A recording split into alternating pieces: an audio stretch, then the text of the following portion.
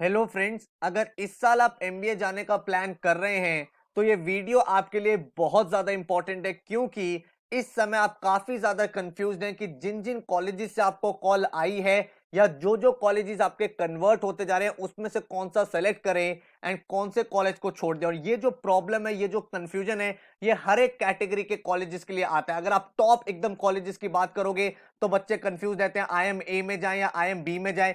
बच्चे कंफ्यूज रहेंगे हमेशा, एफएमएस ज्वाइन करें या एक्सेलराई में जाएं, एमडीआई जाएं या फिर एसपी जैन जाएं। उसके बाद अगर आप देखोगे ये कंफ्यूजन चलता ही रहता है कि आईएमटी जाएं या आईएमआई जाएं, फोर में जाएं या एलबीएस जाएं। तो काफी सारे ऐसे चैलेंजेस आते हैं और जैसे जैसे आगे कॉलेजेस बढ़ते जाते हैं कंफ्यूजन और ज्यादा इंक्रीज होता चला जाता है। आप एक बात यहां पे ध्यान रखना कि आप एमबीए कर रहे हो एंड इसके बाद बहुत कम चांसेस है कि आप फर्दर एजुकेशन में जाओगे। ये आपकी एक तरह से लास्ट डिग्री होगी जिसके बाद आप कॉर्पोरेट में एंटर कर जाओगे। तो बहुत ज्यादा इंपॉर्टेंट है कि काफी ज्यादा डिटेल्ड रिसर्च हो before finalising any college. And एक बात मैं आपको बता देता हूं कि किसी भी एक पैरामीटर पे कॉलेज को फाइनलाइज नहीं किया जाता। आप सिर्फ एवरेज प्लेसमेंट देख के कॉलेज को फाइनल नहीं करोगे, क्योंकि हो सकता है वो एवरेज जो है वो एक्सट्रीम वैल्यू से इफेक्ट हुआ हो। तो बहुत सारे पैरामीटर्स हैं, इस वीडियो में मैं आपको सारी की सारी चीजें बताने वाला हूं सो दैट आप एक बेटर कंक्लूजन पे पहुंच पाओ। एक आपको डिस्क्लेमर दे देता हूं और बहुत ध्यान से ये बात समझ लेना। हो सकता है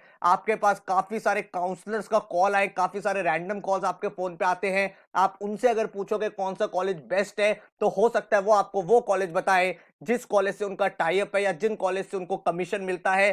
तो किसी भी काउंसलर की बात पे या किसी का कॉल आता है उन सब चीजों को एंटरटेन नहीं करना है एंड अपनी जेन्युइन रिसर्च पे भरोसा करना है। इसीलिए इस वीडियो में मैं आपको पैरामीटर्स बता रहा हूं कि इन पैरामीटर्स पे आप रिसर्च करो, प्रोस एंड कॉन्स ड्रॉ करो, एक चार्ट बनाओ। टाइम कंज्यूमिंग प्रोसेस है, डेफिनेटली इसमें टाइम लगेगा आपका, लेकिन वर्थ होगा ये। क्योंकि अगर आपने एक गलत डिसीजन ले गया किसी की बात से इन्फ्लुएंस होके, हो सकता है आपको कोई बड़ा भाई कुछ बोल दे या कोई सीनियर आपको कुछ रैंडम चीज बता दे एंड कोई आपको काउंसलर कोई गलत कॉलेज बता दे एंड बाद में आप उस चीज को रिग्रेट करो। इससे बेटर है कि आप 2-3 दिन की रिसर्च लगाओ, अपने पूरे के पूरे एनालिसिस ड्रॉ करो, उसके बाद अपने कॉलेज को फाइनल करो। तो भाई नीचे कमेंट में बता देना अगर जो मैंने आपको ये पैरामीटर्स बताए हैं ये आपको हेल्पफुल लगे तो लाइक जरूर कर देना, ताकि ऐसी वीडियोस मैं आपके लिए और बनाता रहूं। So my name is Saurabh Kothari, let's start. तो सबसे पहले भाई चैनल को सब्सक्राइब कर लेना एंड बेल आइकन को प्रेस कर देना, ताकि ऐसी जितनी भी इंपॉर्टेंट वीडियोस हैं उनके नोटिफिकेशंस आपको मिलते रहें। एंड इंस्टाग्राम पे हमारा चैनल है जो काफी ज्यादा एक्टिव रहता है। यहाँ पे daily current affairs, vocabulary words, quant shortcuts, LR के क्वेश्चंस आपको मिलते रहते हैं। तो स्टडी बस एजुकेशन आप फॉलो कर सकते हो। फेसबुक पे हमारा ग्रुप है स्टडी बस, जहां पे आपको भी कोई डाउट हो तो आप यहाँ पे पोस्ट कर सकते हो एंड कम्युनिटी आपको हेल्प करती है उस क्वेश्चन को सॉल्व करने। कॉलेज का कैसे हमें पैरामीटर बनाना है, क्योंकि हमें काफी ज्यादा कंफ्यूजन है। सर मुझे 2 कॉलेज ये वाले मिले हैं, एक मुंबई का एक बैंगलोर का है, एक दिल्ली का है, एक मुंबई का है, कौन सा कॉलेज में फाइनली सेलेक्ट करूं। मेरे पास 3 ऑप्शन है, मेरे पास 4 ऑप्शन है। तो मैंने भाई आपके लिए एक लिस्ट बना दी है, एक पैरामीटर्स मैंने सेट कर दिए हैं। आप देखना इन पैरामीटर्स में वो कॉलेज अगर फॉल हो रहे हैं तो that is a good college, otherwise भाई आप दूसरे कॉलेज सर्च कर लो, ठीक है। सबसे पहले सबसे इंपॉर्टेंट जो टास्क है वो है प्लेसमेंट। अब प्लेसमेंट में हमें 3 चीजें देखनी है। देखो सबसे पहले हमें क्या देखना है, हमें देखना है भाई एवरेज प्लेसमेंट कितना है, उस कॉलेज का एवरेज प्लेसमेंट कितना है। उसके साथ साथ एक इंपॉर्टेंट चीज जो आपको अपने माइंड में रखनी है वो ये रखनी है कि जो एवरेज है वो इफेक्ट हो जाता है एक्सट्रीम वैल्यू से। मतलब मान लो अगर क्लास में 50 बच्चे हैं, उन 50 बच्चे में से मान लो 40 की जो जॉब है वो सिर्फ 5 लाख की लगी है, लेकिन जो बाकी 10 बच्चे हैं उनकी जॉब लग गई फॉर एग्जाम्पल 20 लाख की। तो ओवरऑल जो एवरेज है वो इंक्रीज हो जाएगा। बट एक्चुअल सिनेरियो तो ये है ना कि भाई मैक्सिमम बच्चों की नौकरी सिर्फ 5 लाख की लगी है। इसीलिए आपको एवरेज से जो बेटर पैरामीटर मिलता है वो मिलता है आपको क्या चीज, मीडियन प्लेसमेंट। आज की डेट में मैक्सिमम जो कॉलेजेस है वो मीडियन प्लेसमेंट भी देती है, मतलब मिडल फिगर। आपको ये पता चल जाएगी आपके आगे इतने लोग हैं एंड आपके पीछे इतने लोग हैं। तो मीडियन प्लेसमेंट भी आपको कंपेयर करना है एवरेज प्लेसमेंट के साथ साथ। सेकंड जो आपको इंपॉर्टेंट क्राइटेरिया यहां पे देखना है वो ये है कि आप सिर्फ और सिर्फ कॉलेज वेबसाइट पे डिपेंडेंट नहीं रहोगे, क्योंकि काफी सारी कॉलेज वेबसाइट जो है वो भाई अपनी प्लेसमेंट थोड़ी इंक्रीज करके दिखाती है। तो आप कॉलेज वेबसाइट पे देखोगे, इसके साथ साथ आप अदर सोर्सेज और वेबसाइट्स पे जहां पे उनके रिव्यूज हो वहां पे देखो उसके एक्चुअल प्लेसमेंट का सिनेरियो क्या है, या फिर उनके एलुमनाई से कनेक्ट करो भाई, लिंक्डइन के थ्रू करो या फिर सीनियर्स के किसी तरह से लिंक करो एंड एक्चुअल कॉलेज में क्या स्टेटस है वो पता करो, ठीक है। उसके बाद जो थर्ड आपको इंपॉर्टेंट चीज ध्यान रखनी है कि किस टाइप की कंपनी प्लेसमेंट के लिए आ रही है। अगर किसी कॉलेज में टॉप एमएनसी ज्यादा आ रही हैं, ज्यादा से ज्यादा मल्टीनेशनल कॉर्पोरेशन आ रही हैं, अच्छी प्रोफाइल्स के लिए हायरिंग हो रही है। एंड एक दूसरी कॉलेज है जहां पे सिर्फ बेसिक स्टार्टअप्स आ रहे हैं, एकदम नई नई कंपनीज आ रही हैं। तो ऑब्वियसली वी नो इस कॉलेज की ज्यादा क्रेडिबिलिटी है। रीजन बीइंग, कल को मान लो ये स्टार्टअप फेल हो गया तो ये तो हायरिंग नहीं करेगा, बट एमएनसी जो है वो तो लॉन्ग रन में चलती रहेंगी, तो इसका मतलब इसकी प्लेसमेंट लॉन्ग रन में अच्छी रहेंगी। ठीक है, तो ये एक इंपॉर्टेंट क्राइटेरिया हमने प्लेसमेंट का समझा जो हमें कंसीडर करना है। तो प्लेसमेंट सेक्शन में जाओ, देखो कंपनीज कौन सी आ रही हैं, कितने की जॉब मिल रही है, मीडियम प्लेसमेंट क्या है, एक्चुअल उनके प्लेसमेंट क्या है। इसके अलावा आपको नेक्स्ट क्या देखना है, नेक्स्ट देखना है आरओआई। आरओआई का मतलब क्या हुआ, आरओआई का मतलब हुआ रिटर्न ऑन इन्वेस्टमेंट। आप भाई जितना पैसा लगा रहे हो क्या उतना रिटर्न मिल रहा है। मान लो आपके सामने दो कॉलेज हैं जो आपने कन्वर्ट करे, एक कॉलेज की फीस है 20 लाख रुपए और एक कॉलेज की फीस है मान लो फॉर एग्जांपल 7 लाख रुपए। ठीक है, अब मान लो एवरेज प्लेसमेंट में हम देखते हैं, हम मीडियम प्लेसमेंट देखते हैं, हमें पता चलता है भाई इसकी एवरेज प्लेसमेंट है 10 लाख और भाई इसकी एवरेज प्लेसमेंट है फॉर एग्जांपल 9 या 9.5 लाख। अब आप बोलने को तो ये बोल सकते हो सर पहले वाले कॉलेज की प्लेसमेंट ज्यादा है, बट अगर आप रिटर्न ऑन इन्वेस्टमेंट देखोगे तो भाई इस कॉलेज का रिटर्न ऑन इन्वेस्टमेंट ज्यादा है ना।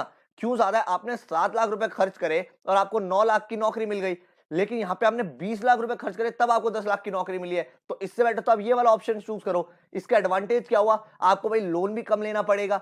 ठीक है, अगर आपने लोन लिया तो जल्दी उतर जाएगा, तो आपके ऊपर कोई लायबिलिटी नहीं रहेगी। तो आप बस यहाँ पे जब ज्वाइन करोगे तो आपके ऊपर एक प्रेशर नहीं होगा कि मुझे इसी कंपनी में जॉब करनी ही करनी है, मुझे लोन उतारना ही उतारना है। आपको बेटर अपॉर्चुनिटी मिलेगी तो आप यहां से स्विच भी इजीली कर सकते हो। तो रिटर्न ऑन इन्वेस्टमेंट एक इंपॉर्टेंट क्राइटेरिया हो जाता है। ये जरूर देखना कि आप जो कॉलेज में फीस पे कर रहे हो उसके रिटर्न में आपको उतना एसेट मिल भी रहा है या फिर भाई आप बहुत ही ज्यादा पे कर रहे हो। हाँ, अगर मान लो आपके सामने ऐसा ऑप्शन हो जाता है कि दो कॉलेज है, भाई दोनों की प्लेस फीस है जो 16 लाख है, दोनों की फीस जो है 16 लाख के अराउंड है, तो उस केस में आप देखो चलो ठीक है यार अब मुझे इतने पैसे तो देनी है, अब मैं देखता हूं बेटर प्लेसमेंट दोनों की किसकी है, या मोर और लेस सेम फीस है, बट अगर फीस में बहुत ज्यादा वेरिएशन है तो आप ये आरओआई वाला ऑप्शन कंसीडर करोगे। इसके बाद हमें क्या देखना है, कॉलेज की रिकॉग्निशन क्या है, उसकी रेपुटेशन क्या है मार्केट में। कहीं ऐसा तो नहीं कि आज से 10 साल पहले उस कॉलेज का नाम हुआ करता था बट आज की डेट में करंट सिनेरियो के हिसाब से उस कॉलेज ने अपना करिकुलम अपडेट नहीं करा, अपना सिलेबस अपडेट नहीं करा, एंड उस हिसाब से भाई उस कॉलेज की प्लेसमेंट अब अच्छी नहीं हो रही है। बहुत सारे ऐसे कॉलेजेस है, मैं किसी का नाम नहीं ले रहा, जो भाई 10 साल पहले काफी अच्छी प्लेसमेंट दे रहे थे, 5 साल पहले काफी अच्छी प्लेसमेंट दे रहे थे, बट पिछले 3 साल की अगर तुम प्लेसमेंट रिपोर्ट देखोगे तो बहुत ज्यादा अच्छी नहीं है। क्यों, क्योंकि वहां पे कंपनी ने आना बंद कर दिया है, या फिर आप बोल सकते हो जो अदर कॉलेजेस है वो बेटर परफॉर्म कर रहे हैं, उनके जो स्टूडेंट्स है वो ज्यादा अच्छे हैं, तो कंपनीज वहां जा रही हैं। तो कॉलेज की रेपुटेशन क्या है, कॉलेज की रिकॉग्निशन क्या है, मार्केट में उसका क्या वैल्यू है, टॉप कॉर्पोरेट वहां पे हायरिंग के लिए आ रही है कि नहीं आ रही, ये सारे पैरामीटर्स आपको कंसीडर करने पड़ेंगे। उसके बाद आप कॉलेज को सेलेक्ट करोगे। तो ये आपको पता कैसे चलेगा, पता चलेगा जब आप प्लेसमेंट सेक्शन में जाओ तो सिर्फ लास्ट ईयर के प्लेसमेंट मत देखो, लास्ट 3 साल की, लास्ट 4 साल की प्लेसमेंट देखो, एंड देखो जो लास्ट की 3-4 साल की प्लेसमेंट है एंड जो उसकी ओवरऑल कॉलेज की रेपुटेशन है क्या वो मैच हो रही है। अगर मैच हो रही है तो that is a good college. अगर आप देख रहे हो लास्ट के 3-4 साल में कॉन्टिन्यूसली प्लेसमेंट फॉल हो रही है, कंपनीज का आना कम हो गया है, या फिर भाई जो टॉप एमएनसीज हैं, जो टॉप कॉर्पोरेट्स है वो अब नहीं आ रही हैं, तो दैट इज अ प्रॉब्लम। ठीक है, इसके बाद हमें क्या देखना है भाई, फैकल्टी। आप जाओ फैकल्टी सेक्शन में, उसमें देखो फैकल्टीज का प्रोफाइल क्या है, जो आपको पढ़ाने वाले हैं। देखो जो आप यहां से लर्निंग लेके जाओगे ना कॉलेज से, वो आपके साथ लाइफ लॉन्ग रहेगी, वो आपके साथ हमेशा रहेगी,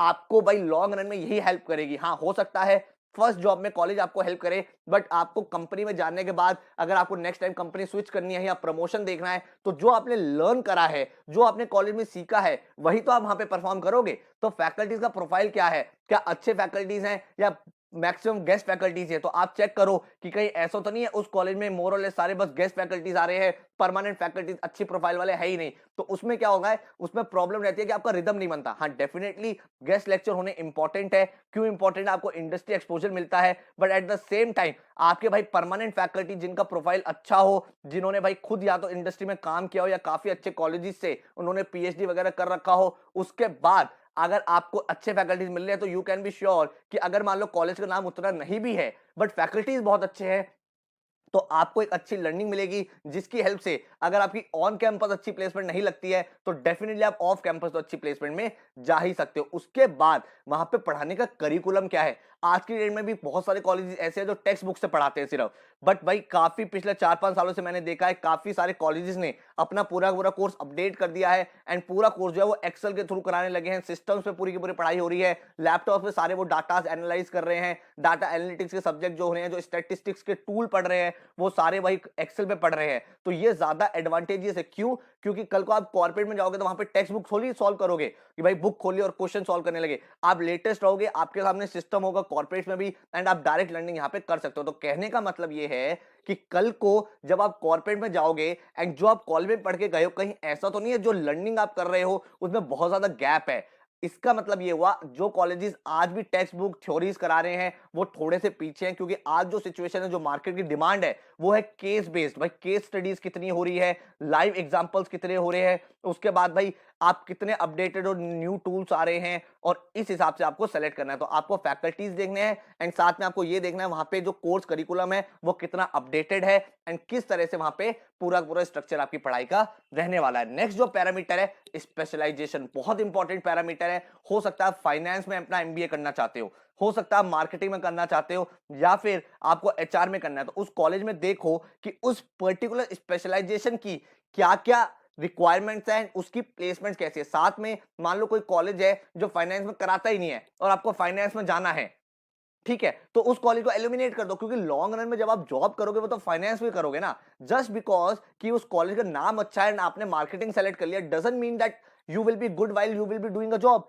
भाई कल को आप नौकरी करोगे, आप पूरे टाइम परेशान रहोगे। इससे बेटर ये है आप वो कॉलेज सेलेक्ट करो जहां पे आपका इंटरेस्ट है, या फिर जिस फील्ड में आपको स्पेशलाइजेशन करनी है। तो अगर आपने 2 या 3 कॉलेज कन्वर्ट करे हैं, अब उन कॉलेजेस के बारे में देखो कि एक पर्टिकुलर कॉलेज किस स्पेशलाइजेशन के लिए ज्यादा फेमस है। जैसे कुछ कॉलेजेस इंडिया में है जो मार्केटिंग के लिए ज्यादा फेमस है। अब वहां पे जाके कोई फाइनेंस करेगा, उसकी जॉब तो लग जाएगी, बट विजा विज मार्केटिंग वाले स्टूडेंट के कंपैरिजन में कम लगेगी। अगर आपको एचआर में जाना है तो हम सबको पता भाई, अगर एचआर में जाना है तो एचआर के कुछ 2 या 3 टॉप कॉलेजेस है इंडिया के, उनमें अगर एडमिशन मिल रहा है तो दे आर बेटर कॉलेजेस। तो इस तरह से डिवाइड करो कि अगर आपको फाइनल कन्वर्ट 2 या 3 कॉलेज में मिला है तो उस एक पर्टिकुलर कॉलेज का कौन सी स्पेशलाइजेशन में ज्यादा नाम है, ज्यादा रेपुटेशन है, ज्यादा उसका ब्रांड है। एंड अगर आपकी स्पेशलाइजेशन और कॉलेज की स्पेशलाइजेशन दोनों मैच कर रही है तो उस कॉलेज को सेलेक्ट कर लो, ठीक है। इसके बाद नेक्स्ट जो पॉइंट है वो है इंफ्रास्ट्रक्चर एंड ईसीए। ईसीए मतलब हो गया एक्स्ट्रा को करिकुलर एक्टिविटीज।